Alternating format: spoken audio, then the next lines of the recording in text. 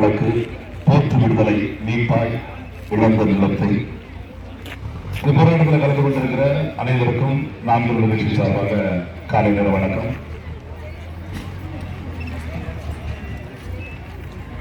தொடர்ச்சியா போராட்டம் நடத்தி கொண்டிருப்பது உண்மையிலே மகிழ்ச்சியா இருக்குது.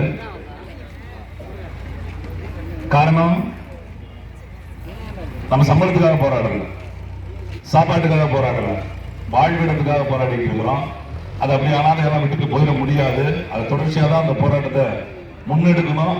அப்படி இந்த போராட்டம் இவ்வளவு நாள் முன்னெடுப்பது என்பதை உண்மையிலே அதை ஏற்படுத்தி நடத்தி கொண்டிருக்கவங்க எங்க அண்ணன் சொல்லிட்டு போன மாதிரி அதனோடு விளைந்திருப்பவர்கள் எல்லாருக்குமே நாம் தமிழர் கட்சியின் சார்பாக இந்த நேரத்தில் பாராட்டுகளை தெரிவிச்சுக்கிறோம். எனவே அண்ணன் சீமான் அவர்கள் உங்க இடத்துல வந்து இந்த நாளைக்கு முன்னாடி பேசிட்டு போயிருந்தாங்க.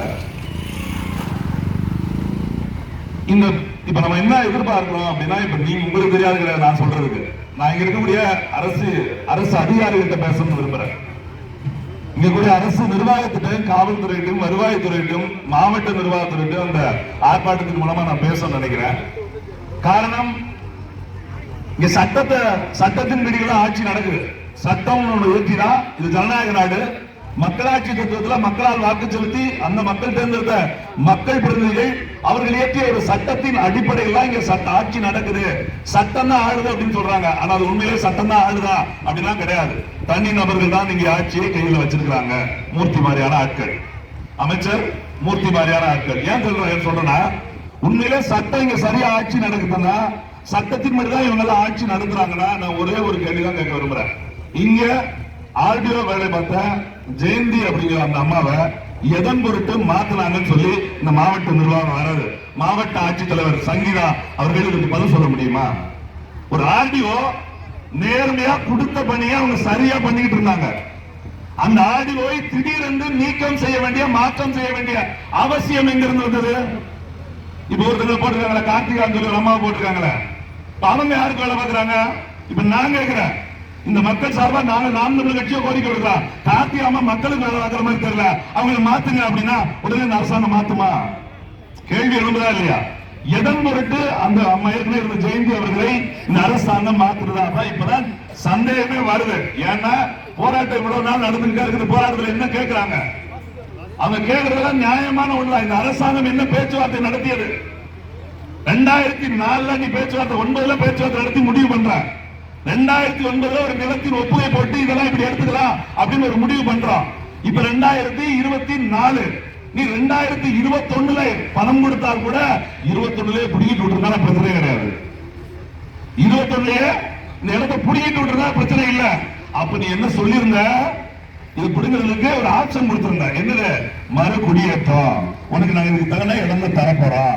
அப்ப நாம என்ன நினைப்போம்? எப்ப இடம் தராரோ அப்பதான் நம்ம வந்து நிப்பாம இருக்கோம். இப்ப நான் என்ன நினைக்கிறேன், வீட்டுக்குள்ள நம்ம 10 மணிக்கு கதவை பூட்டிட்டு தான் முடிப்பேன். காலையில வீடு இல்லாம இந்த படத்துல வடிவேலு மட்டமல்லாக வெயில் மூஞ்சில் அடிக்குது 8 மணிக்கு அப்படின்னா எந்திக்க முடியும்? இந்த வீடு இருக்கிற நம்பிக்கையில தான் படுக்க முடியும். முதல் நாள் யாராவது 2 வம்பு எடுத்திருந்தாங்க, நீ எப்படா வீட்டுக்குள்ள தூங்குறன்னு பாப்போம் அப்படின்னு சொன்னாதான் நைட்டு முழுக்க பயத்தோட படுப்பேன். அப்ப நீ குறைஞ்சபட்சம் எனக்கு முதல்ல வந்து பேசி, நான் 21 உனக்கு பணம் கொடுத்துட்டேன், இத்தனை நாள் எடுக்க போறேன் அப்படின்னு நீ மானச நல்ல மனுஷன் கேட்டிருந்தனா, நாங்களும் சோறு திங்கிற மாதிரியே கேட்டிருப்போம். அவங்கிட்ட என்ன கேட்டிருப்போம்? அது இருக்கிறதுனால எடுத்துட்டு அதெல்லாம் ஒண்ணும் பிரச்சனை கிடையாது. அன்னைக்கு ஒரு வாயை வச்சு பேசுற ஒரு வாய், இந்த இடம் தாருங்க நீ இடம், அந்த இடம் எங்க அப்படின்னு நான் கேட்டிருந்தா உன்கிட்ட பதில் இல்ல. அந்த பதில் இல்லாததுக்கு தான் இப்ப அரசு அதிகாரிகளை கொண்டு வந்து உடனே புல்டோசர் ஆட்டினாரு. கலெக்டர் ஆஃபீஸ் அடிக்க எவ்வளவு நேரம்? எவ்வளவு நேரம்?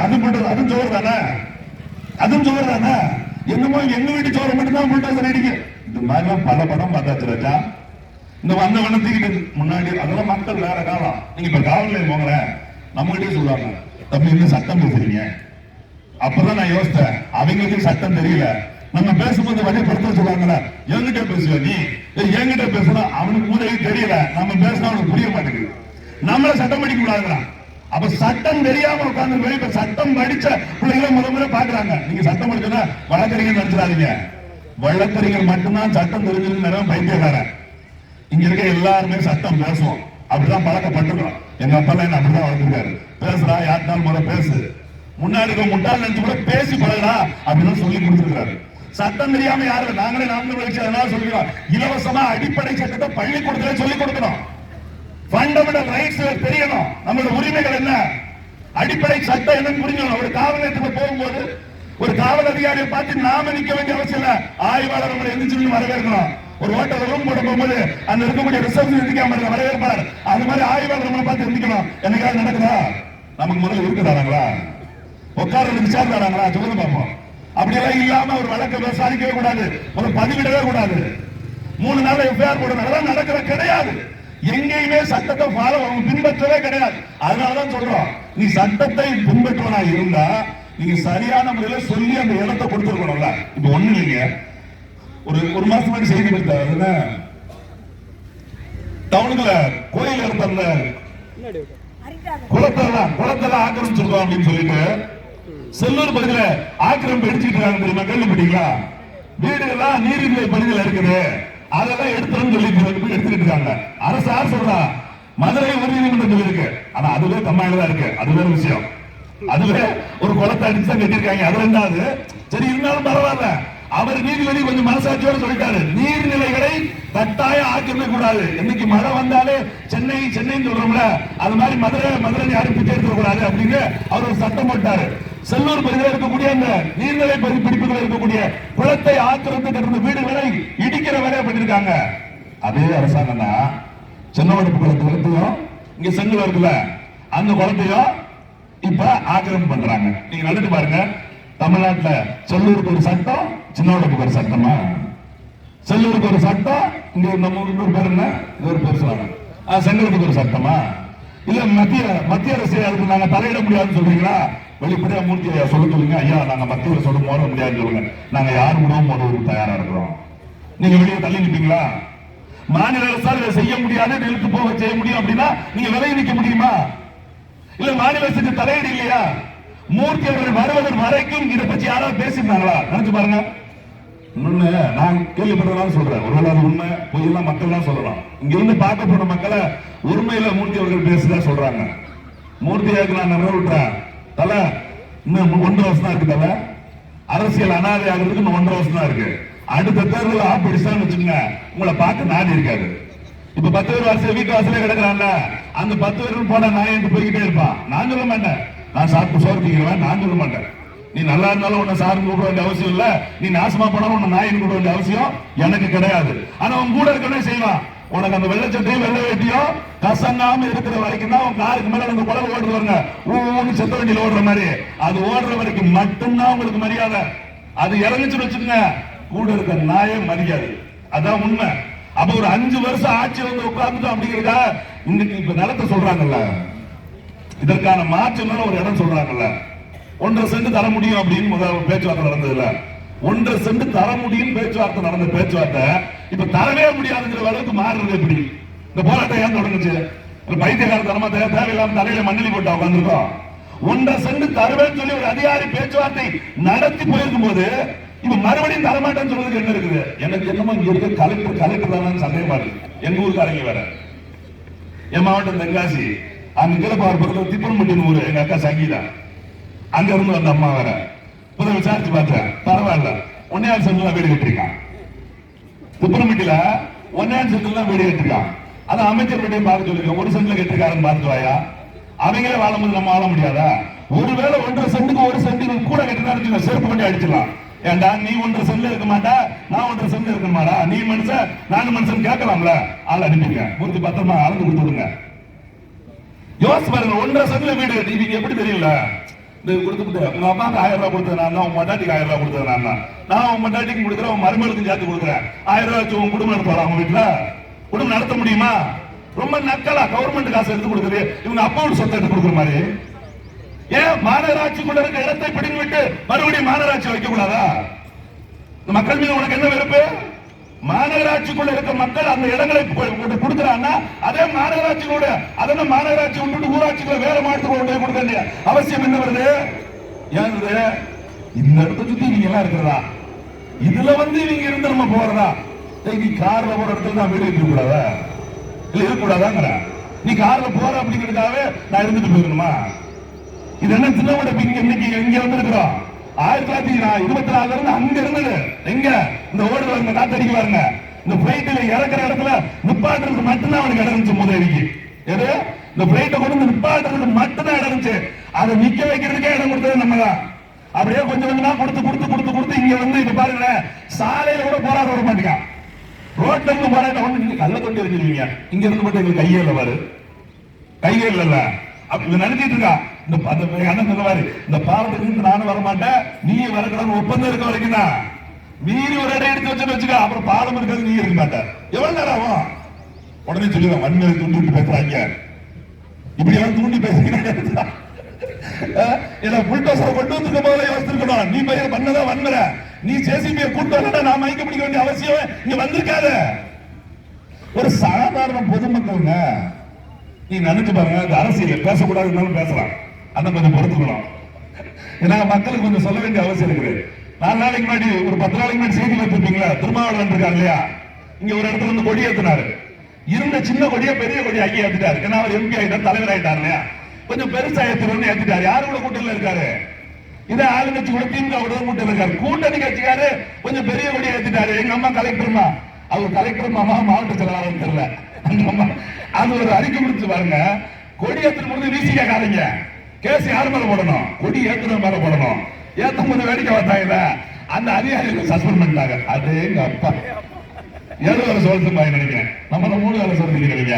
அறிவு வழி மறுக்க நம்ம தங்கிடாது அதிகாரிகள் சஸ்பெண்ட் பண்ணிச்சு. அவங்களுக்கு தெரியல, நீங்க கலெக்டர்னா கீழே ஒரு சிஸ்டர் இருக்கணுமா, இந்த சிஸ்டர் இருந்தா தான் கலெக்டர். அப்ப இவன் எல்லாம் வேலைக்கு போக மாட்டேன்னு உட்காந்துட்டான். 3 நாள்ல மன்னிப்பு கேட்டு அந்த சொன்ன ஆணைய வாபஸ் வாங்கிடுச்சு. நல்ல பொம்பளையா இருந்தா, நல்ல கலெக்டரா இருந்தா இந்த இடத்துக்கு வந்திருந்தோமா வேண்டாமா? ஒரு 350 குடும்பங்கள் போராடுகிற இடத்த ஒரு மாவட்ட ஆட்சித்தலைவர் முறையில நேரடியா வந்து சந்திச்சிருக்கணுமா வேண்டாமா? எங்க ஆர்டிஓ பண்ணா போடுறீங்க, தாக்குவார் பண்ணா போடுறீங்க, மாத்திரம் பண்ணா போடுறீங்க, கலெக்டர் பண்ணா போடுறீங்க. சந்தேகமா இருக்குது. ஒருவேளை பேச வார்த்தை வந்து நம்ம ஏதாவது கையை பிடிச்சிருக்காங்க கேச மாத்திரத்துக்காக பெண்களா போடுறாங்களான்னு இப்ப சந்தேகமா இருக்குது. நான் கேட்டேன், யாருங்க அதுவும் பண்ணுங்க, மாத்துறாங்க அதுவும் பண்ணுங்க, இருக்குது பண்ணுங்க. என்னடா பெண்ணா சொல்லிட்டே இருக்க, ஒரு ஆம்பளை கூட இங்க இல்லையா? அமைச்சர் மட்டும் ஆம்பளையா இருக்காருங்க, அதான் பின்னாடி இருக்காரு வரணும். இப்ப அவர் ஆம்பளை பொம்பளை அவர் தான் சொல்லணும். ஏன்னா முன்னாடி பாட்டுலாம் பொம்பளை, அவர் பின்னாடி இருக்காரு. நீங்க யோசிச்சு பாருங்க, ஒரு மாவட்ட ஆட்சித்தலைவர் ஒரு கூட்டணி கட்சியோட கொடி ஏற்றுறதுக்கு மனசு இல்லைங்க. அவங்ககிட்ட அவ்வளவு பிரச்சனை பண்றாங்களே, நம்ம எல்லாம் சாதாரண எளிய மக்கள் தானே, நம்ம எவ்வளவு தூரம் பண்ணாங்க நினைச்சு பாருங்க. விட்டுட்டு போயிட முடியுமா? இல்ல விட்டுட்டு போயிட முடியுமா? போராட்டம் இன்னைக்கு நீங்க நல்லா மனசுல வச்சுக்கோங்க. நமக்குள்ள 1000 பேச்சு பேசிடலாம். ஐயோ அவன் வந்துட்டா தூக்கிடுவான் பிடிக்கிறான் அப்படிலாம் சொல்லி காட்டிட்டே இருப்பான். இந்த அபர்ணத்து நம்ம பிள்ளைங்க போய் ஒரு சோரட்டி அடிச்சு ஒரு 200 போஸ்ட் சோரட்டி அதை கொண்டு ஊர் முழுக்க ஒட்டுவோம். கொஞ்சம் ஒட்டினோம்னா நம்ம போராடுற செய்தி வெளியே தெரியுமே. நயன்தாராக்கு எப்படி பிள்ளை பிறகுன்னு எல்லா பேருக்கும் தெரியும். ஆனா சின்ன விடப்பில் என்ன பண்றான்னு ஒரு பேருக்கும் தெரியாது. சின்ன மூணு பிறக்க போதா பிறக்கலையான்னு தெரியும். ரஜினி அடுத்த படம் என்ன நடிக்க போறான்னு வரைக்கும் தலைமையில் வந்துடும். சின்ன விடப்பில் எங்க இருந்து ஒரு பேருக்கு தெரியாது. தமிழ்நாடா திங்க போறான்னு தெரியாது. அப்படிதான் இங்க இருக்க தொலைக்காட்சிகளும் பத்திரிகைகளுமே என்ன செய்தியை மக்கள்கிட்ட கொண்டு போய் சேர்க்கணும் சேர்க்கக்கூடாது அப்படிங்கறத தெளிவா இருக்கிறாங்க. அப்படி இருக்கிற போது இங்க இருக்கக்கூடிய நம்ம போராட்டம் நடத்துறது நீங்க யோசிச்சு பாருங்க. இவங்க ரொம்ப அதாவது ஏதாவது ஒன்று சொல்லுவாங்க, அப்ப நம்ம வெளியே கொண்டு போய் சேர்ப்போம். ஒரு சோரட்டியை ஒட்டி பொதுமக்கள்கிட்ட கொண்டு போய் சேர்ப்போம்னு சொல்லி ஒரு 200 சோரட்டி எடுத்துட்டு அந்த அண்ணா நகருக்கு தான் போயிட்டாங்க. அங்க இருக்க அதுவும் பொம்பளை வச்சு விட்டுறா. எங்க போய் முட்டாலும் சோறா இருந்தா எதுதான் முட்டை தெரியல. என்னமோ பேர் சொன்னாங்க சுமித்ராவே இதோட அம்மா பாவம் பேர் தப்பா இருந்தா மன்னிச்சுக்கணுமா. அந்த அம்மா பையனை ஃபுல்லா போட்டோ எடுத்துட்டு சூரட்டி எங்கேயாவது ஒரு சூரட்டி இருந்ததுன்னா இந்த வண்டி நம்பரும் இந்த பேரையும் ஆதார் அட்டை போட்டோ எடுத்தாச்சு, வண்டி நம்பரை போட்டோ எடுத்தாச்சு, எடுத்துட்டு வீடு தேடி வந்து வழக்கு போட்டு உள்ள வந்துட்டாங்க. நான் அதான் பல இடத்துல கேட்டு ஏதோ போஸ்ட் இருக்கிறதே போலீஸ் வேலையான்னு பார்த்தா இப்ப போஸ்டர் ஒட்டக்கூடாத அளவுக்கு வந்துட்டான். என் அண்ணா இருக்க ஒரு போஸ்ட் இல்ல, எந்த கட்சிக்காரன் போஸ்டர் அனுமதி வாங்கிட்டு விட்டுறானா? திமுக பிறந்த நாளைக்கு அத்தனை பேர் ஒட்டி வச்சிருக்காங்க, பதாக வச்சிருக்காங்க, ஊர் முழுக்க பிளக்ஸ் வச்சிருக்காங்க. எவன்ட்டு அனுமதி வாங்கி வச்சா? ஒரு பிரச்சனையை பத்தி அது சரி தப்பல. 2வது பிரச்சனை மக்களுக்கு தெரியப்படுத்தணும். சோரட்டியை ஒட்டக்கூடாதுன்னு நினைக்கிற இந்த அரசாங்கம் எப்படி நம்ம உதவி நினைச்சு பாருங்க. அப்ப நம்ம இந்த போராட்டத்தை வலுவா முன்னெடுத்து செல்ல வேண்டிய அவசியம் இருக்குது. சும்மா அப்படிதான் விட்டு போயிட முடியாது. பார்த்துக்கிட்டே இருப்பான், எப்படா தூங்குவாங்க, எப்படா கொஞ்சம் சோர்ந்து போவாங்க அப்படின்னு நினைச்சுட்டே இருப்பான். நான் மத்திய சோற கவனமா கொடுத்துருக்கேன். 2 மணி 3 மணி ஆட்கள் நம்மளே சோர்ந்து விடுறாங்க. ஏன்னா யாரு இப்ப நோய் இல்லாம யாரு இருக்கா? 15 வயசுல இருந்தே நோயில தான் இருக்கான். பச்சை பிள்ளைங்க ஹார்ட் அட்டாக் வருதுங்கிறாங்க, இதை துடிக்கிறாங்க, சக்கரைங்காங்க, அதுங்காங்க. 12 மணிக்கு ஊசி போடல கொஞ்சம் இதாகி போடுறது. அந்த அளவுக்கு தான் மக்களோட மனநிலையும் உடல் நிலையும் இருக்குது. அப்ப நாம யோசிக்கணும். இந்த அரசு அதிகாரிகள் இன்னைக்கு இங்க இருந்து நாங்க பேசக்கூடியதை கேட்கிறவங்க, இந்த ஒரு குறிப்பை எடுத்துட்டு அரசாங்கத்துக்கு கொண்டு போய் கொடுக்கிறவங்க, நீங்க சொன்ன வார்த்தையை காப்பாற்றணும் அப்படிங்கிற எங்களோட கோரிக்கை தான் இருக்கு. வெறும் இருக்கக்கூடிய சின்ன மாவட்டத்தில் மண்டேலா நகர் வரைக்கும் நாம விவசாயம் பண்ண இடம். இன்னைக்கு மண்டேலா நகர்ல அவ்வளவு பெரிய 4 வழி சாலை வச்சிருக்காங்க பாருங்க. அந்த 4 வழி சாலையை நம்ம 42 இடம் தான். அது நமக்கே தெரியாது. எங்க இந்த மாதிரி வயசுல இருக்க பிள்ளைகளுக்கு அது தெரியாது. ஏன்னா நம்ம தான் வரலாறே சொல்லிக் கொடுக்க மாட்டோமே. ஒரே பக்கத்து விட்டு பொறுமையை பேசுறதே நமக்கு நேரம் தெரியா போயிருது. நம்ம பிள்ளைக்கு அப்பா எப்படி இருந்தா, நாட்டை எப்படி இருந்தா, நம்ம பாட்டை எப்படி இருந்தா, நம்ம பூட்டை எப்படி இருந்தா, நம்ம கொள்ளை எப்படி இருந்தா, நம்ம கொள்ளி எப்படி இருந்தா அப்படின்னு சொல்றதே இல்ல. வரலாறு சொல்லிக் கொடுக்கணுங்க. வரலாறு வடிக்காத இடம் வரலாற்றை படைக்க முடியாது. அதனால வரலாற்று படி, வரலாற்று படை, வரலாறு வாழ்ந்து காட்டுன்னு சொல்லிக்கிட்டே இருக்கோம். வரலாறு படிக்கிறது கட்டாயம். இங்க இருக்கக்கூடிய பசங்களாம் பேசுவதை விட நாம என்னவா வாழ்ந்திருக்கோம், நம்மளோட மூத்தோர் என்னவா வாழ்ந்திருக்கிறாங்க, நம்மளோட பரம்பரை என்னவா இருந்திருக்கு, அடுத்தவனை பேசுவதை விட நம்மளோட வீட்டை பத்தி நம்ம பேசி நம்ம பிள்ளைகளுக்கு தெரியப்படுத்தலாம். அப்பதான் இந்த பிள்ளைகள் எதன் பொருட்டு பிறந்த பிள்ளைங்க, நாம எப்படி ஒரு வீர பரம்பரை எல்லாரும் சொல்றாங்க, எங்க மண்ண அப்படி இருந்தா, எங்க அண்ணன் அப்படி இருந்தான்னு அந்த இதெல்லாம் வரணும். சினிமால ஒரு கதாநாயகர் 2.5 மணி நேரம் பறந்து அடிச்ச உடனே லாட்டிக்கிட்டு கீச்சுக்கிட்டு எறிகிறோம், தெளிச்சுக்கிட்டு. ஒருத்தர் 10 பேரை அடிக்க முடியுமா? ஆனாலும் மயங்கரம். அப்ப அடிக்கிறதுக்கு என்னதான் பண்ணணும் அப்படின்னாலும் யோசிக்கணும். அந்த சங்கரனுக்கு போயிடாதுல, நீ வேற அவங்க கூட சேர்ந்து கேஸ் போட்டு போறாங்க, வீட்டுக்குள்ள பொம்பளை பிள்ளை மாதிரி பூட்டி வச்சுக்கணும். இப்படியே நான் உங்களை மட்டும் சொல்றேன். எங்க ஊர்ல இருந்தா நானே முதல்ல அரசியல் வரும்போது எங்க அம்மா போய் சொல்றாங்க, அவன் மாதிரி மைக்கு பிடிச்சி பேசிட்டு தேர்தல கருணாநிதி பேசிட்டு அவன் முதல்ல கேஸ்ல போட போறாங்க அப்படின்னு. நான் எங்க அம்மா கேட்டேன், நான் சிறுக்கு அடிக்கிறேன்னு சொன்னாங்களா, இல்ல நான் தண்ணி அடிக்கிறேன்னு சொன்னாங்களா, பரஞ்சபட்சம் பொம்பளை பேசிட்டு இருக்கா சொன்னாங்களா? எதுவுமே இல்லையா. மைக்கு பிடிக்கிற என்ன தப்பு இருக்கு? அரசியல் அவ்வளவு கேவலங்களா? ஆனா அரசியல் தான் இங்க எல்லாத்தையும் நிர்ணயிப்பது. இன்னைக்கு அதிகாரம் உங்க கையில இருந்திருந்தா, மூர்த்தி உங்க பக்கம் இருந்திருந்தா நினைச்சு பாருங்க, இன்னைக்கு நிலைமை என்னவா இருக்கும். அப்ப அதிகாரம் யார் பக்கம் இருக்கிறதோ அவன் தான் இன்னைக்கு ராஜாவா உட்கார்ந்துட்டே இருப்பான். அந்த அதிகாரத்தை நம்ம வெறும் ஓட்ட தூக்கி மட்டும் கேட்கும் போது இப்படி போட்டு அப்புறம் உட்கார்ந்து போராடி நம்மளுக்கு எந்த பிரயோஜனமும் கிடையாது. நாம சிந்திக்க வேண்டிய நேரத்தில் இருக்கிறோம். இந்த போராட்டத்தோட இது இல்ல அப்படின்னு நினைக்காம, இந்த போராட்டத்தில் நம்ம கேட்ட நீதி கிடைச்சே ஆகணும். நமக்கு 3 சென்ட் இடமோ 5 சென்ட் இடமோ எவ்வளவு நிலங்களை புடுக்கிறோமோ, எவ்வளவு நிலங்களை புடுக்கிறோமோ, நம்மளோட எவ்வளவு வீடுகளை இழக்கிறோமோ அதற்கு தகுந்த அதற்கு ஈடான அதற்கு ஒப்ப இந்த மாநகராட்சிக்குள்ளே நம்ம இடம் வேணும் அப்படிங்கிறதா இந்த சட்டம். என்ன சொல்லிட்டு இருக்காங்க தெரியுங்களா? அந்த சஜீவோட இடமே இல்லைங்க. 1.5 சென்ட் ஏன் இல்லைன்னு சொல்ல தெரியுமா? 1.5 சென்ட் ஃப்ரீயா கொடுக்குற நிலம். பஞ்சமி நிலத்தை இல்லாத ஒடுக்கப்பட்ட ஆதிதிராவிடர் மக்களுக்கு ஃப்ரீயா கொடுக்கிறது. அதை உங்களுக்கு கொடுக்க முடியாது. அந்த ஜீவோல உங்களுக்கு இடம் இல்ல. அந்த ஜீவோவை யாரா கேட்டா, வீடே இல்லாத நிலம் இல்லாதவனுக்கு கொடுக்க வேண்டிய பட்டா நாங்கள் பிச்சை இல்ல, என் உரிமை. என் இடத்த 5 சென்ட் எடுக்கிற எனக்கு 5 சென்ட் கொடுக்கணும். என் இடத்த 3 சென்ட் எடுக்கிற எனக்கு 3 சென்ட் கொடுக்கணும். இதுக்கு புதுசா ஜீவோ போட முடியும் அப்படின்னா போடு. இடத்தை பிடுங்கிறதுக்கு ஒரு ஜீவோ போடுறல, இடத்தை பிடுங்குவதற்கு ஜீவோ போடுற நீ இடத்தை கொடுப்பதற்கு ஏன் ஜீவோ போட முடியாது? இது சட்டத்தில் இடம். சட்டத்தை உருவாக்கு. சட்டத்திற்காக மக்களா, மக்களுக்காக சட்டம்னா மக்களுக்காக தான் சட்டம். இந்த சட்டத்துக்காக எவனும் வர முடியாது. சட்டம் மாறிக்கொண்டே இருக்கும். ஏன்னா மக்களின் தேவைகள் இருக்கிறப்ப சட்டத்தை மாத்திக்கிட்டே இருக்கிறான். அதுக்குதான் அதிகாரி உட்கார்ந்துருக்கான். அதுதான மேல நீதிமன்றத்தில் உட்கார்ந்து இருக்கிறாங்க. அவங்கள்ட்ட பேசு, கலந்தாலோசனை பண்ணு. இந்த மக்களுக்கு இப்படி சிக்கல் வருது, இப்படி இடம் எடுத்திருக்கோம், அவன் திருப்பி அந்த இடத்தை கேட்கிறான். சட்டத்துல இடம் எல்லாம் புது ஜீவோ போட முடியும். 1000 ஓடாவை இலவசம் கொடுக்க முடியும் சொல்லி ஜீவோ போட முடிஞ்சுல. ஓசியில பஸ்ஸை ஏத்திட்டு போறேன்னு எங்க அம்மா அப்பா எங்க தங்கச்சியில ஏமாத்துறதுக்கு ஒரு ஜீவோ போட முடிஞ்சுல. இன்னைக்கு 4 லட்சம் கோடி கடனுங்க. 3 வருஷத்துல 4 லட்சம் கோடி. நம்ம எல்லாம் 1000 வருது நினைச்சுக்கிட்டு இருக்கோம். ஒரு வீட்டுக்கு 3,71,464 ரூபாய் இன்னைக்கு வரைக்கும் நடந்திருக்குது. இந்த 5 வருஷம் முடியும் போது 4 லட்சம் வந்துடும். அப்ப எதைக்கெல்லாம் அவனுக்கு தேவையானதெல்லாம் கடன் வாங்க முடியுது, சட்டம் போட முடியுது. ஏன் பிடுங்குற நிலத்துக்கு மறுபடியும் ஒரு நல்ல நிலத்தை கொடுக்க முடியல? மனசு இல்ல. அந்த மனசு என்ன பண்ணலாம்? உருக வைக்கணும். கரைச்சா கல்லும் கரையும்ல, கல்லுல கரையாம போயிருமா? நம்ம கல்லு மாதிரி உட்கார்ந்து வச்சுங்க, அவன் கரைஞ்சு ஆகணும். நம்மளதான் சில்லண்டி நினைக்கிறான், சில்லண்டு நினைக்கிறான் அல்ல. நாமதான் சூறாவளி, நம்ம தான் புயல் அப்படின்னு நம்ம காட்டுறோம். நம்ம சரியா இருக்க ஒருங்கிணைந்து இருக்க ஒரு கை ஓசை வரான்னு சொல்றாங்க.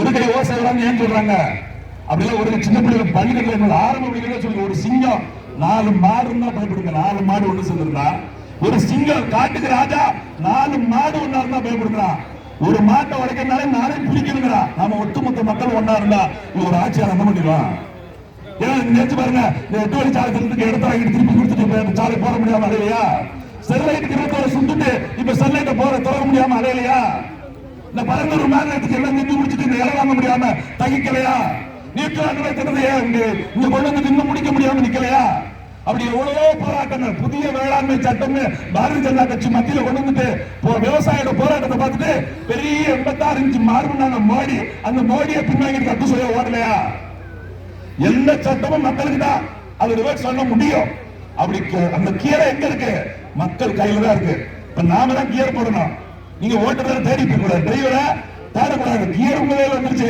ஸ்ட்ராங்கா போட்டு நிப்பாட்டி குழிய போட்டு நிப்பாட்டி வரலாண்டா யாராவது போக முடியாது அப்படின்னு நிக்கணும் 3 சென்டோ 5 சென்டோ 10 சென்டோ 7 சென்டோ நாம் எவ்வளவு இடம் கொடுக்கிறோமோ அதை பொது நான் பார்த்துட்டு வந்தேன் அந்த 4 பக்கம் சுத்தி கிட்டத்தட்ட ஒரு 6 ஏக்கர் சுத்தி இருக்குது இதே விமானத்தை சுத்தி இந்த சைடுல பாதை இருக்கு விமான பாதை அதை சுத்தி ரோட்டுக்கு இந்த பக்கம் அந்த பக்கம் இந்த பக்கம் 2 acre 2 acre 1/2 acre 1 acre 6-7 acre இருக்குது போதுமே 6 ஏக்கர் இங்க இருந்து மாத்தி கொடுத்துடலாமே மனசு வரணும்ல மெயின் ரோட்ல கொண்டு போய் இவங்களை உட்கார வைக்கலாம் பிரதான சாலையில எடுக்கிறேன் நீ உட்காருவேன் நான் உட்காரக்கூடாது அவங்களுக்கு சிந்தனை அதனாலதான் இங்க கலெக்டரை வந்து பார்க்க மாட்டேங்க பாருங்க ஒரு மாவட்ட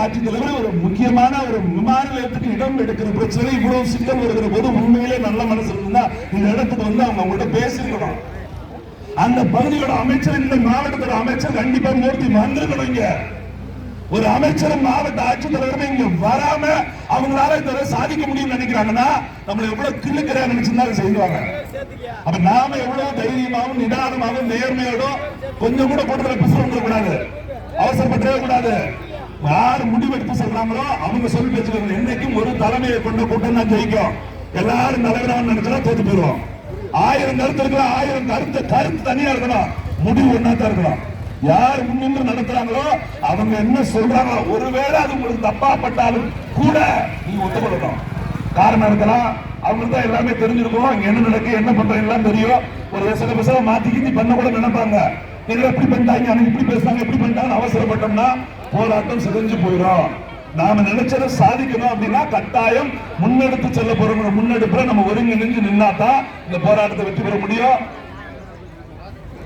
பாருங்க கொண்டு வந்து போஸ்ட் எல்லாம் இங்கே இருக்கு இங்க நமக்கு தெரியாம நடக்குது போராட்டம்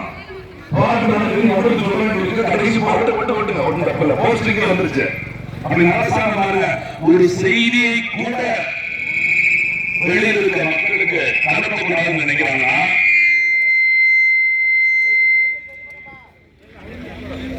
அங்கிட்ட திருப்பிட்டேன் அங்கிட்ட திருப்பினா சரி வரும்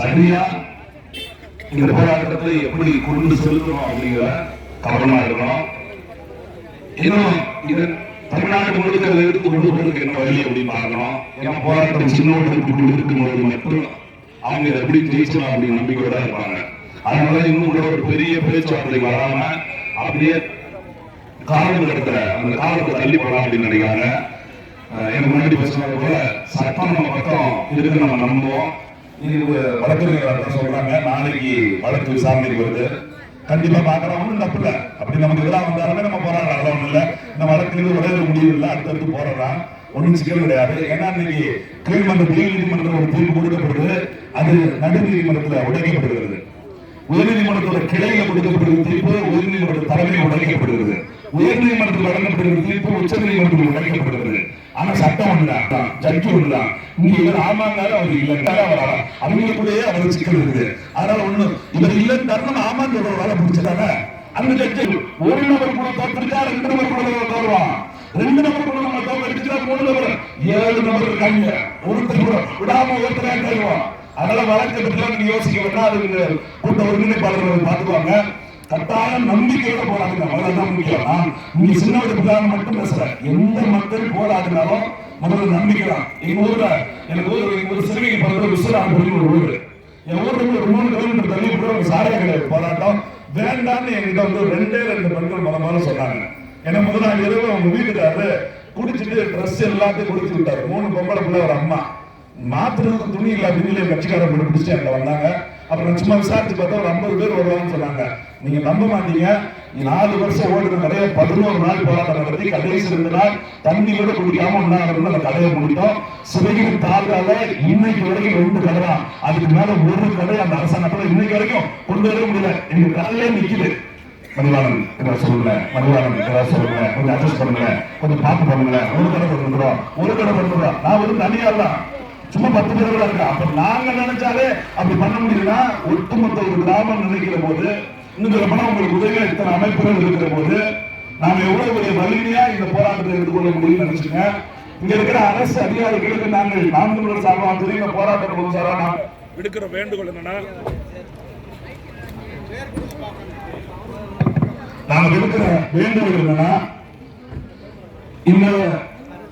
இந்த பகுதியில் இருக்கக்கூடிய குளங்கள் ஆக்கிரமிப்பு முதல்ல நிறுத்தணும். ஏன்னா குளங்கள் நீர்நிலை பிடிப்புகளை ஆக்கிரமிப்பு செய்யக்கூடாதுன்னு சொல்லி உயர் நீதிமன்றமே தீர்ப்பு வழங்கி இருக்கிற நேரத்துல இந்த இருக்கக்கூடிய செங்கலா இந்த சின்ன உடைப்பு இந்த குளத்தை எல்லாம் ஆக்கிரமிப்பு செய்ய முடியும் பார்க்கணும். இந்த சின்ன உடைப்பு பகுதியில் எடுக்கப்படுகிற நிலங்களுக்கு ஈடாக அதே அளவு நிலங்களும் இன்னும் சொல்லப்போனா கட்டுமான பணிகளில் நீங்க தான் செஞ்சிருக்கோம். நாங்க வீடு வச்சிருக்கோம், வெறும் இடத்தை மட்டும் ஆக்கிரமிப்பு பண்ணல, 7 வீட்டை அடிக்கிறீங்க. அதே அளவுக்கு வீடையும் மாநகராட்சி பகுதிக்குள்ளே எல்லைக்குள்ளே கொண்டு வரணும், கண்டிப்பா தரணும். மாநகராட்சி எல்லையை விட்டு வெளியில கொடுப்பதற்கு நாம் கட்சி ஒருபோதும் ஒத்துக்கொள்ளாது, இந்த போராட்டம் கூட ஒத்துக்கிறாது. நம் மாநகராட்சி எல்லைக்குள்ளே கொடுக்கணும். அதே போல இந்த போராட்டம் இங்க உள்ள போராட்டங்கள் போஸ்டர் கூட நீங்க ஒட்ட விடாம பண்ணி வச்சுக்கோங்க. ஒரு ஆய்வாளர் எவ்வளவு தூரம் பண்ண முடியும் உங்களுக்கு இருந்தா, ஒரு தனி மனிதனா எங்களால எவ்வளவு தூரம் பண்ண முடியும் எங்களுக்கு தெரியும். போஸ்ட் ஒட்டுறது, வேடிக்கை பார்க்கறது, அது மேல வழக்கு போடுறது மட்டும் தான் அவங்க வேலையா இருக்கணும். போஸ்ட் ஒட்டக்கூடாது, கிழிக்கிறது, அந்த வேலைதான் நீங்க பாத்தீங்கன்னா கடைசி வரைக்கும் கிழிக்கிற வேலையை தான் ஆய்வாளர் பார்க்க முடியும். போலீஸ் இன்ஸ்பெக்டர் வேலையை ஒருபோதும் பார்க்க முடியாது, அந்த ஆய்வாளருக்கும் தெரியும். இங்க இருக்கக்கூடிய வருவாய்த்துறையில் இருக்கக்கூடிய மாவட்ட பொறுப்பாளர்கள் நீங்க தான் நினைவூட்டணும். காவல்துறை முதல்ல பொதுமக்கள் பக்கம் இல்லைங்க, எங்க சபர் நடக்குதோ அவங்க பக்கம் நிக்கலாம், ஆட்சியாளர்கள் பக்கம் நிக்கிறது சொல்லி இருக்கக்கூடாது. அதெல்லாம் எடுத்துக்கிட்டு வருவாய்த்துறை அதிகாரிகள், மாவட்ட ஆட்சித்தலைவர், முதல்ல நீங்க மாவட்ட ஆட்சித்தலைவரா உணர்வுங்க சங்கீதாமா, நீங்க மூர்த்தியோட பிஏவாவோ இங்க இருக்கக்கூடிய திமுக மாவட்ட செயலாளர் அப்படின்னு நினைக்காதீங்க. நீங்க இவ்வளவு நாள் மாவட்ட கிட்டத்தட்ட திருவண்ணாமலை டெப்டி கலெக்டர் தொடங்கி நீங்க பல்வேறு மாவட்டத்தில் வேலை பார்த்திருக்கீங்க. இவ்வளவு வேலை பார்த்திருக்கீங்க. எங்கெல்லாம் வாங்கின நல்ல பேரை மதுரையிலும் காப்பாத்துங்க. நாளைக்கு மதுரையில சங்கீதாவில் கலெக்டரா இருந்தாங்க அப்படின்னா சின்ன எல்லாம் உங்களுக்கு உடனே கைகட்டுகிற அளவுக்கு ஒரு நட்பெயர் வாங்குற இடத்துல நீங்க வரணும். நீங்க வேலையை விட்டு போற வயசாகி போச்சு, இந்த நேரத்துல நல்ல பேரோட வீட்டுக்கு போகணுங்கிறதா என்னோட ஆசை. என்ன வாயில விரும்பி போறாதீங்க. உழைக்கிற மக்களோட வாயில வந்து என்னன்னு தெரியல, ஒண்ணுமே தராது. நான் மிரட்டுறதா சொல்ல, உழைக்கிற விவசாயிகள் கூலி தொழிலாளி மக்களை பயிற்சி அடிச்சவ ஒருபோது வாழ்க்கையில உயர்வுனா சரித்திரமே கிடையாது. நீ எவ்வளவு பணம் சம்பாதிக்கிறான், எவ்வளவு ஒரு பொறுப்புலா இருக்கிறான், பொழுதுக்கு மருத்துவமனையில நடக்கணும். புள்ள மருத்துவமனையில, புருஷன் மருத்துவமனையில, பொண்டாட்டி மருத்துவமனையில, மருத்துவமனையில, எல்லா நேரம் மருத்துவமனைக்கு நீ சம்பாதிச்ச பணம் எல்லாம் செலவாகி நாசமா போயிடும். அது ஒண்ணுக்குமே வரவாது. அதனால மக்கள் பக்கம் நின்று நல்ல பேரை சம்பாதிக்க, நோய் இல்லாம செத்துட்டு போயிருங்க. அதான் எங்க கோரிக்கையா இருக்க முடியும். அதனால அரசு துணை முதலமைச்சர் ஒரு விளையாட்டு விளையாண்டவருக்கு 5 கோடி தூக்கி கொடுக்குறீங்க. ஒரு விளையாட்டு விளையாட்டு செய்தவருக்கு 5 கோடி உங்களுக்கு தெரியும். நாளை கழிச்சு பாராட்டு விழா நடக்க போகுது தமிழ்நாடு அரசு சார்பில். அதுக்காக செலவு தெரியுமா? நாளை கழிச்சு பாராட்டு விழா, அதுலயும் நமக்கு சிக்கல் இருக்குது. மாரியப்பன் நன்னவர்கள் ஒரு காரில்லாத ஒரு வீர தமிழ்நாட்டில இருந்து போய் இந்திய அளவில் 3 முறை பாராட்டு தங்க வந்தா, வெள்ளி வந்தா, வெங்கல வந்தா, அவனுக்கு ஒரு 1.5 கோடி, 70 லட்சம், 75 லட்சம். இன்னைக்கு முகேஷ் 5 கோடி. நாளை கழிச்சு பாராட்டு விழா ஏற்பட வந்தாங்க. ஏன் சொல்லுங்க, அவன் தமிழன், இவன் தெலுங்க. புரியுதா உங்களுக்கு? இன்னைக்கு 5 கோடி கொடுத்தது தெலுங்க, 1 கோடி கொடுத்தது தமிழனுக்கு. அதேதான் சிக்கல். நாம என்னைக்கு இப்படி இந்த அரசியலா பார்க்காம விளையாட்டு செய்தி மாதிரி பேப்பரை திறந்து பார்த்தோமோ அப்பவே நம்ம மாறி போயிட்டோம். நைட்ல நமக்கு தெரியுமா, இன்னைக்கு நைட் படுக்கும்போது நாங்க நோட்டை மாத்திரம் நம்ம என்னைக்காக கனவு வந்தோமா? 8 மணிக்கு போட்டாங்க டெய்லி, காலைல 8 மணிக்கு 500 ரூபாய் செலவு இருந்தாங்க, 1000 ரூபாய் செலவு இருந்தா நம்பி இருப்போம். எவனாவது கதை சொல்லி வச்சுக்க பைத்தியக்காரது, நோட்டை விடாம மாத்தவனா அப்படின்னு நினைச்சிருப்பான். ஆட்சி அதிகாரம் நீங்க எதெல்லாம் செய்ய முடியாதுன்னு நினைக்கிறீங்களோ, நீங்க நீங்க எதெல்லாம் செய்ய முடியாதுன்னு நினைக்கிறீங்களோ அதெல்லாம் செய்ய முடியாத அளவுக்கு வல்லமைப்படுத்துது அந்த ஆட்சி அதிகாரம். அந்த ஆட்சி அதிகாரம் அப்படிப்பட்ட ஆட்சி அதிகாரம் புரிஞ்சுங்க. யாராவது அரசியல் பேசினா என்ன அரசியல் பேசுறீங்க அப்படின்னா வெளுக்காதீங்க. அரசியல் கத்துக்குங்க. அடுத்தவங்க வீட்டை பேசுறதை விட அரசியல் பேசுறது ரொம்ப அவசியம். சீரியலை பத்தி பேசுறதை விட நம்மளுக்கு சிறந்த வாழ்க்கையை பத்தி பேசுங்க. அப்படிலாம் நீங்க ஆண்களுக்கு சரக்கு கொடுத்து படுக்க போட்டாங்க, பொம்பளைகளுக்கு நாடகத்தை கொடுத்து படுக்க போட்டாங்க. இதுக்கு ஒண்ணுமே தெரிய மாட்டேங்குது. இது பல மேடைகள்ல இந்த பட்டிமன்றத்தில் சினிமா கொடுத்துருவாங்க. நான் வீட்டுக்கு போனேன், என் முன்னாடி சீரியலை பார்த்துட்டு வீட்டுல எல்லாரும் திரும்பிட்டு போயிட்டாங்க, நீ டிவியை பார்த்து அப்படின்னு சிரிப்புக்கு சொல்லுவாங்க. அது அப்படி இல்லை. அது அந்த நகைச்சுவைக்கல்ல. நாம சீரியலை பார்த்துட்டு அதுவே வாழ்க்கை வேலை சீரியல் அப்படியே போயிட்டோம். நாட்டுல என்ன நடக்குதுன்னு நமக்கு தெரியாம போயிட்டோம். நினைச்சு பாருங்க, ஒரு காலத்துல ஓசிஎஸ் வாங்கிய சாப்பிட்டோம். நம்ம நிலத்துல நாம விளைவிச்சதில்ல, நம்ம அடுத்தவங்க சொல்ல மாட்டோங்க. 1000 பேருக்கு கூலி கொடுத்த சம்பவங்க. இன்னைக்கு என்ன நினைக்கிறீங்க? ஓசி அரிசிக்கு ரேஷன் கடையில் போய் நிற்கிறான். இதுல பேர் வேற, நான் தேவை நாடாரு போனாலும் பீத்திக்கிறோம். எல்லாரும் அவசியம் நிற்கான். ஓசி அரிசிக்கு அவசியம் நிற்கான். ரேஷன் கடையில் யோசிச்சு பாருங்க. ஏன்னா பொங்கலுங்க விவசாயம் பண்ண சமூகம் தைப்பொங்கலை எப்படி கொண்டாடுன்னு நினைச்சு பாருங்க. வீட்டுல மாடு விட்டு இருக்குமா? நம்ம வீட்டுல மாடு விட்டு இருக்குமா? நாம சூரியனை வழிபடுறதுக்கு மாட்டு பொங்கல் கொண்டாடுறோம். தைப்பொங்கலை எவ்வளவு பிரசித்தியா கொண்டாடிப்போம். இன்னைக்கு தைப்பொங்கல் கொண்டாடுறதுக்கு ஸ்டாலினும் மகனும் ஒரு பிடி பச்சை அரிசியும் கொஞ்சோண்டு வெள்ளமும் இல்ல ஒரு இந்த அளவுக்கு ஒரு கரும்பு கொடுத்தா தான் நம்மளால பொங்கலே கொண்டாட முடியும். இதுக்கு வெக்கமில்லாம சண்டை போட்டு போய் வாங்கிக்கிறோம். என்னடி வாமொழி பெருசா இருக்கு, என் மொழி கரும்பு சிறுசா இருக்கு. ஐயோ, இந்த மொழி கரும்புலா நம்ம வாழ்க்கை இருக்குன்னா இப்படிதான் வந்து நிக்கலாம். கரும்பை நம்ம விளைவிச்சு கொடுத்துட்டு இருந்தாங்க. கரும்பை விளைச்சல் நிலத்தை எல்லாம் இப்படி வேடிக்கை பார்க்கிற நிலமா மாத்திட்டான். என்ன நீங்க ரோட்டு போய் நின்று பாருங்க, பிளைட் வருது வேடிக்கை பார்க்கிறோமா? அந்த பிளைட் வந்ததெல்லாம் சோறு வந்த இடம், அந்த பிளைட் வந்த இடம்லாம் கரும்பு வந்த இடம், அந்த பிளைட் வந்த இடம்லாம் நம்ம சிறுபாடு வாணியெல்லாம் வந்த இடம். அதெல்லாம் விட்டுட்டு ஷாப்பிங் கேட்டா நீங்க பிளைட்ல போக வேண்டாமா? வளர்ச்சி நான் ஒரு பிளைட்ல போனோன்னு வயிறு பசிக்காது. நானும் மும்பைக்கு போயிட்டு இருந்தேன். ஆனா பசி போகும்போது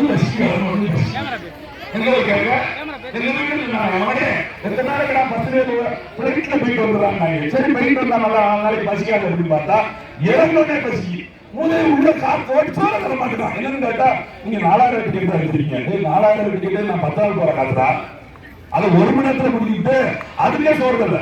அப்ப இந்த வளர்ச்சி என்பது வெறுமனே பறக்கிறதும் சர்வம் போறது கிடையாதுங்க, வாழ்றது. வாழ்க்கை அடுத்த கட்ட எடுத்துட்டு போறது. நீங்க எத்தனை பிள்ளைங்க நம்ம பிள்ளைங்க படிச்சுட்டு வேலை இல்லாம இருக்காங்க தெரியுமா?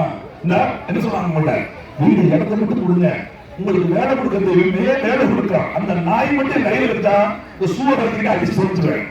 ஏன்னா வேலை கொடுக்கணும்னு சொன்ன நாய் வேலை கொடுக்கணும். அங்க போய் பாக்குறேன், ஏற்பட்ட மாதிரி பாருங்க, எவனா கேரு அப்படின்னா இன்னும் கேரையா இது மனதா இங்க கேரு அப்படின்னா வீடு வீடு கொடுத்தா நிலம் கொடுத்தா வேலை கொடுக்குறீங்க. இங்க என்ன வேலை ஒண்ணு கேர பேரம் தெரிஞ்சு அங்கே ஒருத்தவங்க என்ன கேட்டா இருக்கும் அப்படின்னு உங்களுக்கு சப்போஸ் கொடுத்தாரு. நீ எல்லாம் இங்க பண்ணா நான் ஜாப்பை விட உண்டானோ அப்படிங்க. மலையாளத்துக்கு வந்து இந்தியாவுக்கு வேலை வந்துட்டு இருக்கா. நீ எவனா வெடி கொடுத்தது இடம் கொடுத்தது? இந்த விமானத்தை கட்டுவதற்கு இடம் கொடுத்தவனுக்கு வேலை வாய்ப்பை கொடுக்க துப்பில்ல. அதை நாம இன்னும் கேட்டு பெறாம இருக்கிறோம். இப்ப சொல்லுவாங்க கொடுத்துருவோம் வேலை கொடுத்துருவோம். இப்படி தரனா ஒவ்வொரு இடமா கைப்பற்றுறீங்க. அந்த ஹெலிகாப்டர் வந்துச்சு உங்க ஊர் பக்கத்துல இந்த 11 கிராமம் நம்ம 12 கிராமம் இருக்குவாங்க. அது மாதிரி அங்க ஒரு 14 கிராமம். எதுக்கு சொல்லுங்க? ஒரு நாள் அமைதியா இருந்தாலும் ஒரே ஒரு போராட்டத்துக்கு வந்துருவாங்க. இப்ப இங்க வர நினைச்சான்னு வச்சுங்க, அவனுக்கு ஒரு போராட்டம் இருந்தாரு. அப்படி திருப்பியா நீ இங்கிட்டு போராட, அவன் அங்கிட்டு போராடணும். தனித்தனியா பிரிச்சு போராட விட்டு இப்படியே மக்களை பிரித்து துண்டாடி அவன் ஓட்ட வாங்கிட்டு பிசாம ஏசியா உட்காந்துருக்கான். நம்ம அவன் வந்துட்டாங்கன்னா அப்படி ஆரம்பி எடுத்து நம்ம போய் இப்ப பாருங்க அதே ஐத்தமா வரும்போது அப்படிலாம் போறதில்லைங்க. நம்ம சாலிக்கு வர்றதுக்கும் உதயநிதி வர்றதுக்கும் போய் ஆராய்ச்சி எடுத்து அந்த 500 ரூபாய் இப்படி பார்த்து நக்கலன்னு நம்ம வாழ்க்கை போகுமா? இப்படியே நம்ம வருஷ கணக்கா இந்த காசு 500 ரூபாய் அந்த காந்தி பேரை பார்க்கணும் நானும் நினைச்சுக்கிட்டேன். வாங்கி பயில வைக்கலாம். இப்படியே நினைச்சு 500 ரூபாய்க்கு 1000 ரூபாய்க்கு நம்ம எப்ப ஏமாந்தோமோ நம்மளோட நிலைமைக்கு உலகத்துக்காகவும் நம்மளோட வாழ்க்கைக்காகவும் நம்ம தலைமுறைகளுடைய வாழ்க்கைக்காகவும் வேலைக்காகவும் நம்ம உரிமைக்கு இப்ப எங்க உட்கார்ந்துக்கிறோம்? ரோட்ல தான் எடுத்து திங்கலாம். கடைசி போடுறது கூட சொல்லுவாங்க வாக்கரிசி, அதுக்கு மண்ணுத, அதுக்கும் என்ன மண்ணு தாக்கிட்டோம். விளைச்சல் இப்படி வண்டி போக போட விட்டோம்ல நானூறு ஜாதியில அப்படி வெளியா கட்டி விட்டுருக்காங்க. அதெல்லாம் விளைச்சல் இருந்தானே எல்லாத்திலும் விளைச்சல் வீடு கட்டி நிலத்தை கொடுத்து ரோட்டை போட்டு கட்டடத்தை கட்டி தொழிற்சாலை கட்டி இப்படி எல்லாம் கட்டிட்டா எங்கிருந்து விளைவிப்பது? மாத்திரை போடலாம் வரும் பாருங்க. முன்னாடி எல்லாம் கவர்மெண்ட் ஆஸ்பத்திரியில போனோடனே அந்த சிவப்பு மாத்திரை புழு மாத்திரை வெள்ளை மாத்திரை கொடுப்பாங்களா? வயிற்றுவலினால தான், கண்ணெரிச்சலால தான், காய்ச்சல்னால தான், சளி அப்படி ஒரு 3 மாத்திரை வரைக்கும் வாழ்க்கை நல்லா இருந்துச்சுங்க. கல்வி வாங்கின மாதிரி டீப்பை போட்ட மாதிரி இப்ப கலக்கிறதா மாத்திரை கொண்டு வந்தாங்க. அது அப்பா மருத்துவமனை பாருங்க, கண்ணுக்கு தனியா மருத்துவமனா, காதுக்கு தனியா மருத்துவமனா, மேலுக்கு தோலுக்கு மட்டும் பிரிச்சுட்டு வேற தோல் போடுவாங்க. அதுக்கு தனியா மருத்துவமனா, செல்லுக்கு தனியா மருத்துவமனா, நரம்புங்கிறா எலும்புங்கிறா உடம்புல எத்தனை பார்ட்ஸ் இருக்கோ அத்தனைக்கும் சிறப்பு மருத்துவம் வச்சிருக்கேன். நோய் என்னன்னு கண்டுபிடிக்க முடியல. ஏன் சொல்லுங்க? இந்த விவசாயத்துல நம்ம வீட்டுக்கு கொண்டு வந்த சொத்தல வாங்கிட்டோம்ல, அதுதான் சிக்கல். களி எல்லாம் இருக்கு நம்மகிட்ட. களினா என்னன்னு தெரியுமா? உங்க பிள்ளைகளுக்கு தெரியுமா? உங்களை பிள்ளைகளுக்கு தெரியும். பெரிய மனுஷன் யாரும் கொடுத்துருப்பாங்க. நாங்க என்னைக்கு பெரிய மனுஷன் எங்களுக்கு எல்லாம் கொடுத்து வளர்த்தாலும் தெரியும். ஆம்பளை பிள்ளை களி எங்க வந்து பாருங்க, கருவாடை மட்டும் தான் பார்த்துக்கணும். களியாத குடும்பம் விளங்குமா? நன்றி பாருங்க. களிங்கிற உணவை திங்காத சமூகம் விளங்குமா? நீ கேப்பனே தெரியல. என்னடா கேப்பக்கா? நீ என்னடா கேட்கறா? நன்மைக்கு வரா கேப்படா. கேப்பது உணவு வரவின் ஒரு உணவு இருந்தது. அந்த தானியத்தை திங்காம அரிசி பொக்க அரிசி கிளவி தமிழ்நாடு கடை வாயிருக்கு பாருங்க. அதான் அந்த அரிசி. அதை எப்ப திங்க ஆரம்பிச்சோமோ மொத்தம் முடிஞ்சு போச்சு. எல்லாத்தையும் சக்கரை சத்து சோப்பு சாப்பிடாதீங்கம்மா. சோப்புக்கு தான் சக்கரை வராது. ஆனா அதை மருத்துவம். அப்ப எல்லாத்துலயும் அரசியல், கல்வி அரசியல் விற்பனை ஆயிடுச்சு, மருத்துவம் அரசியல் விற்பனை ஆயிடுச்சு, குடிக்கிற தண்ணீர் விற்பனை வந்துருச்சு. 20 ரூபாய். உங்களுக்கு நிலத்துக்கு எவ்வளவு கொடுத்துருக்கா? இல்ல ஒரு ஏக்கர் எவ்வளவு கொடுத்தாங்க? சென்ட்டுக்கு 1000, மொத்தம் 3 ரூபாய் கொடுத்துருக்கானா? அதுல 1000 ரூபாய் இழப்பீடு, 1000 ரூபாய் வட்டி, 1000 ரூபாய். ஒரு சென்ட்டுக்கு 1000 ரூபாய். 1 லிட்டர் தண்ணி 20 ரூபாய். எப்படி நீங்க 1000 ரூபாய் ஆகி அந்த வாட்டர் மாட்டு வரும் குடிச்சு தருவ கேட்க. அப்படிதான் முடிச்சு ஒரு சென்ட் குடிப்பாங்க. சாப்பிட்டு வந்து நம்ம போடுற சாப்பாடு சாப்பிடறாங்களா? நம்மளோட ஒரு நாள் நம்ம குடிச்சு நம்மளால வாழ முடியுமா? நினைச்சு பாருங்க. அப்போ ஒரு சட்டம் வந்து 2013 போடப்பட்ட நிலவரங்கள் சட்டம், நிலவரம் சட்டம் ஒரு ஜியோ ஆர்டர் பாஸ் பண்ணிருக்கு. அந்த ஆர்டர் பாஸ் பண்ணி நீங்க திட்டத்தை மாற்றி கொடுக்கணும். இல்ல நாங்க 1998ல இப்படி இங்கிலீஷ் பண்றதே பார்க்க 1998 போட்ட சட்டத்தின் படி நாங்க உங்களுக்கு கைது போட்டோம். ஆமாடா 2004 2009 கேட்டேன். எடுத்தது 2024 காசு கொடுக்குறேன். நீ 2009 காசு கொடுத்ததுன்னா நீ நான் முடிக்கிறேன் வாய. நீ 2024 காசு கொடுத்தா நான் வாய பரப்பல. 21 கொடுக்கறனா அது கூட 2013. இல்ல நான் சும்மா மேடையில் பேசுறேன். படிக்கிறது மாடி ஏறும்போது ஒரு ஆளாயிரம் தான் முடிஞ்சாது. 4 படி ஏறினா தப்ப தெரிஞ்சு போயிடும். என்ன போயிடும்? அது மாதிரி 2009 இருந்து 2013 விட்டு 2021 தப்பனா சத்துவோம். நம்ம பெரிய சாலை ஜிம்னாஸ்டிக் இப்படி சுத்திக்கிட்டே போறதுக்கு 2013 சட்டத்தின் படி உச்சவரத்துல என்ன சொல்லுதோ அதை நடைமுறை படிச்சிருந்தா இங்க சிக்கலே இல்லை. அவனுக்கு சிக்கல் தான் இருக்கு. ஏன்னா 500 கோடி ஆட்டை போட்டாங்க. 2013 சட்டத்தை மாறப்பட்டா 500 கோடி நம்ம மூர்த்தி இருந்து எடுத்து வந்தாங்களாம். எங்க அம்மா சங்கிலி ஆரம்பிச்சோம். அதுக்கு எங்க அம்மா தேவி அம்மா வெளியேற்றத்துக்கு எவ்வளவு ஆனாங்களோ, இப்ப வந்து கார்த்தி அம்மா எவ்வளவு ஆரம்பிச்சோ, இந்த இன்ஸ்பெக்டர் அம்மா போஸ்ட் கழிக்கிறதுக்கு எவ்வளவு ஆரம்பிச்சோ, இப்ப இங்க வேடிக்கை பார்த்து குடிமத்துக்கு எவ்வளவு ஆனாங்களோ, இப்படி எல்லா பேரும் அறிவிப்பாங்க. அந்த காசு எப்படி தர முடியும்? வடிவேல் ஒரு படத்தில் சொல்ற மாதிரி ஒரு ரோடுக்கு 10,000 ரூபாய் கொடுத்தாங்க. அது போக்கு வரத்துமா இருந்துச்சு. அது இப்ப வந்து வட்டியை கட்டா எங்க போய் கட்ட அப்படிங்கிற மாதிரி எல்லாத்தையும் ஞாபகம் விட்டாங்க. இப்ப நீங்க வந்து 2013 2014 கொலை நடக்குது. அதனால மூர்த்தியால வரவே முடியல. மூர்த்தி எல்லாம் பத்தி பேசுறா 3 நாள் கொலை பேசுறாங்க. பத்திரப்பதிவுத்துறை அமைச்சராக இருக்கிற மூர்த்தி அவர்கள் தமிழ்நாட்டில் நடக்கிற ஒவ்வொரு பத்திரப்பதிவுக்கும் ஒவ்வொரு அலுவலகத்துக்கும் எவ்வளவு வாங்குறாங்க புள்ளிவிவரமா என்ன எடுத்து பேச முடியும்? உண்மையில நீங்க நாடேசம் மாநிலத்தில் இருக்குன்னு நினைச்சீங்கன்னா பொதுமக்கள் கூட கை வைக்காதீங்க. பொதுமக்களோட நிலைமை ஒருவேளை மூர்த்தி அவரோட நிலம் இப்படி ஆக்கிரமிக்கப்பட்டா உடைக்கப்பட்டா அவருக்கு அரசாங்கம் கொடுக்கிற இடத்துல இருப்பாரா? சொல்றாரு சொல்லுமா கிழக்கு வீடு இருக்கா? எங்க வீடு கொடுக்கு அந்த வீட்டுல அரசாங்கம் எடுக்குது. அரசு கொடுக்குற அரசு வீடு உட்காரியா அப்படின்னு உட்கார்ந்துருவாரா? ஏன் இங்க ஒரு எம்எல்ஏவோ எம்பியோ இந்த இடத்துல இருந்தா மூர்த்தி அவர்களால் இப்படி செய்திருக்க முடியுமா? செய்ய மாட்டாங்க. பாருங்க இங்க ஒரு ஒன்றிய கவுன்சிலர் வருதுல தனித்தொகுதி ஒரு விஜய் கொடுத்தது திமுக நிக்காது எப்பயுமே மதிமுக கொடுத்துரும். ஏன் கொடுத்துருவோம்? திமுக இவங்களா இருந்து ஒன்றிய கவுன்சிலர் ஆயிட்டா இவங்க நாங்க உட்காரோம் அது தர மாட்டாங்க. அப்ப அது மாதிரி இந்த எம்எல்ஏ இருந்தா இங்க எம்பி இருந்தா இங்க ஒரு ஒன்றிய கவுன்சிலர் இங்க ஒரு மாவட்ட கவுன்சிலர் இங்க ஒரு தனி எல்லாமே இருந்திருந்தா மூச்சு அங்க உட்கார்ந்து பேச முடியுமா? நம்ம பேச மாட்டாங்க. ஒரு கிராமம் ஒரு தெரியாம சொல்றாங்க கிராம ஊராட்சியில கிராம சபை கூட்டம் ஒன்று இருக்கு. அந்த கூட்டத்தில் நாம கையெழுத்து போட்டு ஒரு தீர்மானம் போட்டோம்னா அது உச்ச நீதிமன்றமே சொல்லும். சட்டம் நமக்கு ரொம்ப சாதகமா இருக்கு. நம்ம சட்டம் தெரியாதுன்னு நினைச்சுட்டே இருக்காங்க. அதுதான் இங்க பாமர மக்கள் சும்மா கையாண்டு போயிடலாம் விட்டு போயிடலாம் அப்படின்னு நினைக்கிறாங்க. அப்படி இல்ல. கண்டிப்பா இந்த போராட்டம் வெற்றி பெறுகிற வரை நாங்கள் ஒரு வெற்றி உங்களோடு இருக்கிறோம். என்ன சீமான் வார்த்தைதான் மறுக்க முடியும். நீங்களே வேண்டாம் நாங்க போராட்டத்துக்கு தயாரா இருக்கோம். அப்படிதான் பல இடங்கள்ல நான் தொடர்ச்சியாக எங்கள் போராட்டம் நிறுத்திட்டே வர்றோம். ஏன்னா எங்க மணியன் நான் தேவரா பார்க்கல யாரையும். நான் நேரங்கள பார்க்கல. நான் நாடாரா போனாரா செட்டியாரா முறையா பறையரா வண்டியா யாரையும் யார பிள்ளையாரா எவரையும் பார்க்கல. நான் எல்லாரையும் தமிழரா பார்க்க தயாரா இருக்கிறோம். இந்த மண் தமிழர் மண். இந்த மண்ணை ஆழ்வது ஆளுகிற உரிமை இங்க இருக்கக்கூடிய மான தமிழருக்கு தான் இருக்கணும். அப்ப தமிழ் மக்கள் இங்கே பாதிக்கப்படுகிற போது முதல் குரலாக நாம் தமிழர் இந்த இடத்துல ஒழிக்குவோம். அதற்கு ஒரு சாட்சியா தான் நாம் தமிழ் சபை இன்னைக்கு நான் வந்திருக்கிறேன். கண்டிப்பா இங்க இருக்கக்கூடிய பொதுமக்கள் கட்டாயம் நாங்க வருவோம் போவோம் அதெல்லாம் மறந்துங்க. நான் மறுபடியும் சொல்றேன் நாங்க வருவோம் போவோம் அதெல்லாம் பெருசா நினைக்கூடாது. நீங்க தான் போராடணும். உங்க சாப்பாட நீங்க தான் சாப்பிடணும். நான் ஊட்டி விட்டுட்டே இருக்க முடியாது. நான் ஒரு நாள் போயிட்டேன்னா அப்புறம் பட்டினி தான் கிடக்கணும். உங்க மூச்சு காட்ட நீங்க தான் சுவாசிக்கணும். எனக்கு மூக்கு இருக்கு நீ சுவாசிச்சு கொடுக்க அப்படிலாம் கொடுக்கலாம் மாட்டேன். அழுதுக்கிறோம் நீங்க செஞ்சு போயிருவீங்க. உங்க விடுதலைய நீங்க தான் வென்றெடுக்கணும். உங்க நிலத்தை நீங்க தான் பாதுகாக்கணும். நாங்கள் வருவோம் போவோம். அதை மனசுல வச்சு போராட்டத்தை சிறப்பாக முன்னெடுங்க. கண்டிப்பா உங்களுக்கு ஆதரவு கொடுப்போம். அரசு அதிகாரிகள் மக்களின் குரல்களுக்கு செவிசாச்சு நல்லது செய்யலாம். கண்டிப்பா இந்த மக்கள் சார்பா சட்ட போராட்டங்களில் நான்கு கலந்து கொள்ளும் என்று கேட்டுக்கொண்டு வாய்ப்புக்கும் வாய்ப்பளி கேட்டமைக்கு நன்றி. நன்றி, வணக்கம்.